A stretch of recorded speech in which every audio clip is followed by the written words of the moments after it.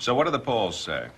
52% are in favor of strong action. There is no other kind. Idaho will be stopped. I want those orphans in there. Yes, sir. What did the polls show in Florida? Florida was the swing vote in the last election. In Florida, only 38% are in favor of strong action, and most of them are over the age of 75. Statistically, most of them will be dead before the next election. Dead supporters are the worst. I mean, they take up a ton of your time, and then where the hell are they when you need them? Shit. So, what do we do? Sometimes the best action is no action.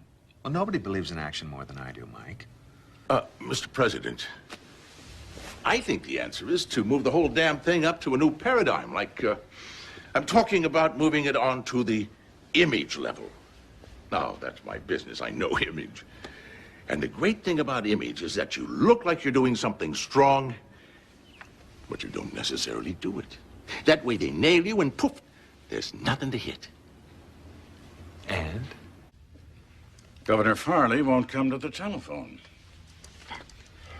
So, what now?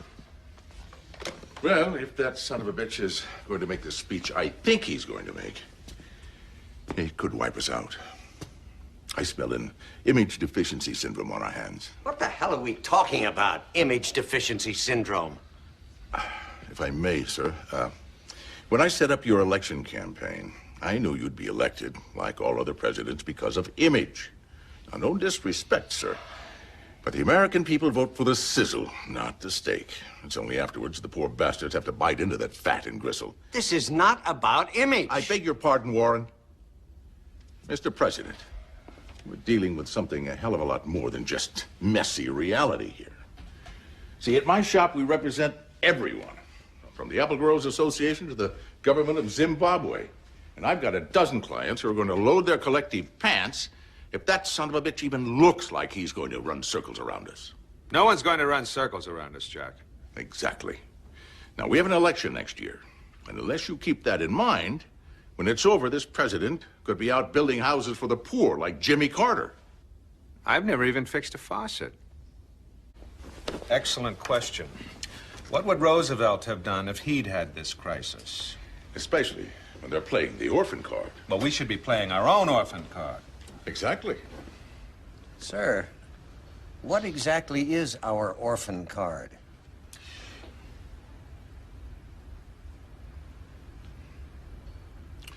Mr. President, it's a deadline. Precisely. It's a deadline we're giving Idaho to get those damn orphans in there. It's 72 hours. No ifs, ands, or buts. Teddy Roosevelt would have played the orphan card. Oh, no, Mr. President, I was referring to FDR, Franklin Roosevelt. Teddy Roosevelt? When he led the Rough Riders over the hill? On that charge? When he declared war on Spain? Now that was an orphan card. Oh, shit. So, we're in the Eisenhower mode. Jack, I think Ike's a great idea. Oh, well, thank you, Mr. President. Eisenhower had a calming influence. Yes, I thought you'd like that, sir. And he gave fabulous deadlines. I saw the videos you gave me. That's what I want to talk to you about, sir. 72 hours, 3 days. Has a nice ring to it. That's the problem, sir. What is? Well, 72 hours. At the end of 72 hours, I mean, falls right in the middle of All My Children. What the hell is All My Children? It's a soap opera. I mean, remember what happened last time we preempted those soap operas? Women all over the country went absolutely apeshit. Went crazy. Jack, let's understand something. I wasn't elected president to sit back and watch the United States disintegrate. Here. Sir, we lost the women's vote last time. Shouldn't have happened. It's Susan Lucci's final episode. Now, she's about to leave her husband. Excuse me? Susan, the star of All My Children. She's about to leave her husband and run off with Antonio. The gardener? Yes. Erica's running off with Antonio? Exactly. Would it be possible that for the sake of the country, Erica not run off with the gardener for a few days? Well, I checked with the network. The episode's already been taped. It airs in 3 days, right smack dab in the middle of our deadline. Uh-huh. Eisenhower would have changed the deadline. Oh. soap opera, for Christ's sakes? Since when does a soap opera control the future of the country? You're all aware of the proclamations coming from Idaho, where the governor of the state has said it is his intention to close the borders to a group of refugee children. This action is unconstitutional, and it represents an illegal challenge to the authority of the federal government. He's actually going to have to make a decision. Christina, I don't care what you have to do to get access to Farley, do it. Christina? No, so much. No, I don't believe you anymore. And I don't believe myself anymore either. I mean, what the hell am I doing with a married man? Eleanor and I have not lived as man and wife for 3 years, and she doesn't understand you. And the check is in the mail, and I'm really Irish. Television is When America's in danger of coming apart, we need... I just thought maybe we could go away somewhere for a couple of days. Just get away from all this. And I'm calling on Governor Farley, who I know is watching this, to recognize the hour Christina, of peril. where are you? I need a reaction, please.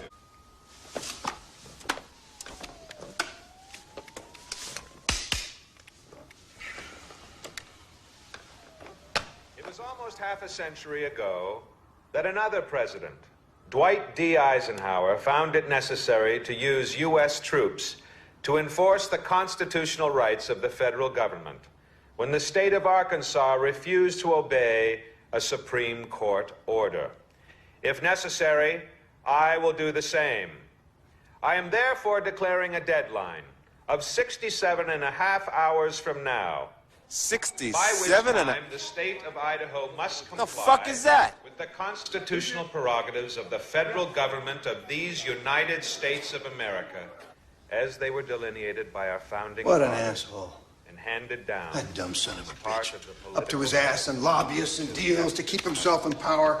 Now he tries to be Eisenhower. Just as Eisenhower said years ago, we must endure. We must prevail if the slender thread of truth is to remain woven into the fabric of civilized life. It was with that sentiment that my predecessor so many years ago That Eisenhower had a way held with this words. nation together. Elena, we have a picture now, no audio, however, of General... There's an incredible dignity to something like this. There is. Two military commanders facing each other across a gulf of human passion. It's like General Lee and General Grant meeting after the Civil War. And Lincoln would have been waiting for Grant to report back to him. Wouldn't Lincoln have been dead by the time Lee and Grant met? Whatever. There's something compelling, something eloquent about those two. The Indians are receiving support from dozens of other bands all across America, many of whom they are partners It's getting to be a tad ridiculous. Mr. President, I mean a bunch of Indians on the warpath. If I may be so blunt, who gives a shit? We do. That reservation is right smack between our troops and the Idaho border. The Sioux. Aren't they the ones who wiped out General Custer? Yes, sir. Not far from there. Well, I'm not going to have another General Custer on my hands. I intend to take the appropriate action to ensure this does not happen. Can't we just let them have another casino or something? Jack. Yes, sir. Who allowed the media in here? It's better to have them on the inside of the tent pissing out than on the outside of the tent pissing in. All right, let's start at the beginning. How the hell do we stop this thing? It's already gone too far. You gotta be kidding. We can order General Buford to withdraw all his troops. That's weakness. Well, then we can wait for the deadline and attack. Madness. Well, it's one thing or the other. I know which one I would choose. Mr. President, the public hates weakness. Shows up in all the polls. Well, we've got another problem, and you're not going to want to hear it. When we set these deadlines, we were presuming that it wouldn't go this far. If the shit hits the fan, it's going to wind up spilling over into all my children. Oh, for Christ's sake. Terrific. I do just what you advise. Dot every ethnic I and cross every racial T. And what do we get? The goddamn Chinese, our goddamn Chinese, for Christ's sake, side with that prick Farley and his rednecks. Is this what it's all about? Sitting at the bottom of the goddamn melting pot when it's all boiled away and there's nothing left but lumps? Well, you can always renege on that deal with Kini Nkomo and that Nation of Islam group. How many electoral college votes do they control? Oh, 60, 70 on a good day. How about the Koreans? Oh, I don't know, 26? There's your answer. Well, no, not necessarily. We could let in 1 million more Koreans, jack up the electoral votes to 80, and bingo, you've got them eating chop suey right out of your hand. Mr. President. What? They've blown up the Statue of Liberty. At the height of the Reagan era. Mutiny? But this is the Army. The U.S. Army! Christians all over the place. Well, tell Buford to get some movement. Anything to pull it all together. Move some armored brigades out. We can't. What do you mean we can't? Most of the tanks need spare parts for the turbine compressors. So what am I, a repair shop foreman? Get the goddamn parts, fix them. We can't. What are you telling me? Hold on a minute. Mr. President, after the free trade talks you signed with Taiwan, we stopped making spare parts because they could make them cheaper. And then you got into that argument, dialogue with them, and they stopped shipping us any military parts. Let's look on the bright side, shall we? I mean, after all, the glass is really half full. I mean, about those 70 electoral college votes. See, we don't really need the Nation of Islam, the Chinese, the Koreans, or hell, anybody. What we do is take the Irish off birth control. They will breed like rabbits. I know they're my people. They fuck like drunken minks. We'll be up to 80 votes in no time at all. By God.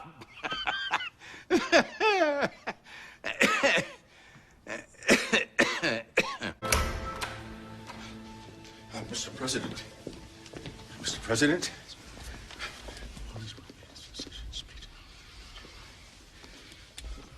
Secession. He's going to announce 1 hour before the deadline that Idaho's going to secede and start a whole new country like the South did in the Civil War. Well, that's what this Newsnet guy said, yeah. How the hell does he know?